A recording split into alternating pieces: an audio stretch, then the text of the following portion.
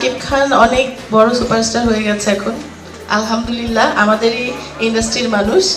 High, কি অবস্থা সবাই, কেমন আছেন? আশা করি ভালো আছেন। তো আজকের ভিডিওটা ফাইনালি বানানোর উদ্দেশ্য, বাংলাদেশের কালচারটা এরকম হয়ে গেছে যে বাংলাদেশের একটা জাতীয় খেলা আছে কিন্তু হাডুডুডু, একজন সামনের দিকে এগিয়ে চাইলে তাকে কিভাবে ঝাঁপিয়ে ধরে রাখা যায়, তাকে কিভাবে আটক করে দেওয়া যায়, ঠিক বাংলাদেশের সেম কাহিনী চলচ্চিত্রের মধ্যে হয়ে যাচ্ছে।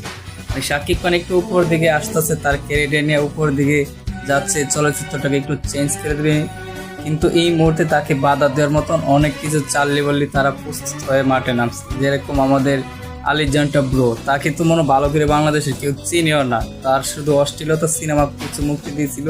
এসব অশ্লীলতা যারা সাপোর্ট করে তারা হয়তো তাকে চিনলে চিনতে পারে, কিন্তু সে এখন ইদারিং দেখতেছি প্রতিনিয়ত শাকিব খানের পিছু যেন ছাড়তাছি না, প্রতিনিয়ত শাকিব খানকে কোচা মেরে মেরে সে কথা বলে যাইতেছে, কিন্তু সে কি পাইছে আমি সেটা বুঝতে পারতাছি না।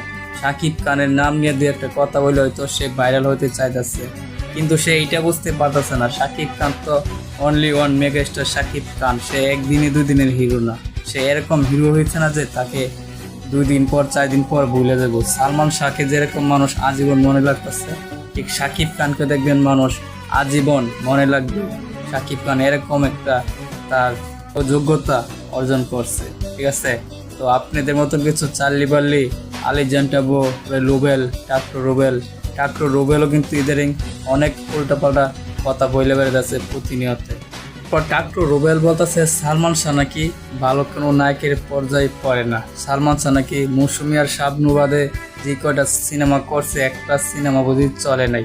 আরে পাগল, আমার প্রিয়জন মুভিটা যেটা কি কম চলছে, রিয়াজ যে ছিল সাইড নায়ক, রিয়াজ ছিল সালমান তার ছোট ভাই, ছবিটা কি কম চলছে? ছবিটা তো অনেক সুপার টুপার ব্লকবাস্টার হয়েছে, তাহলে সে কিভাবে বলে সালমান তার ছবি মৌসুমী আর শাবনূর ছাড়া কোনো ছবি হিট নাই?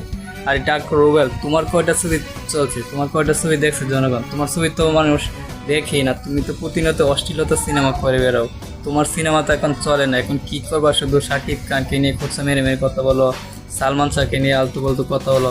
এখনও সময় আছে রুবেল, তুমি ভালো হয়ে যাও, কারণ তোমাকে যতটুকু মানুষ রেসপেক্ট করে ততটুকু রেসপেক্টের জায়গায় থাকা ভালো হওয়ার চেষ্টা করো। যাই হোক, আজকের মতন আমি এইখানেই কথা শেষ করলাম।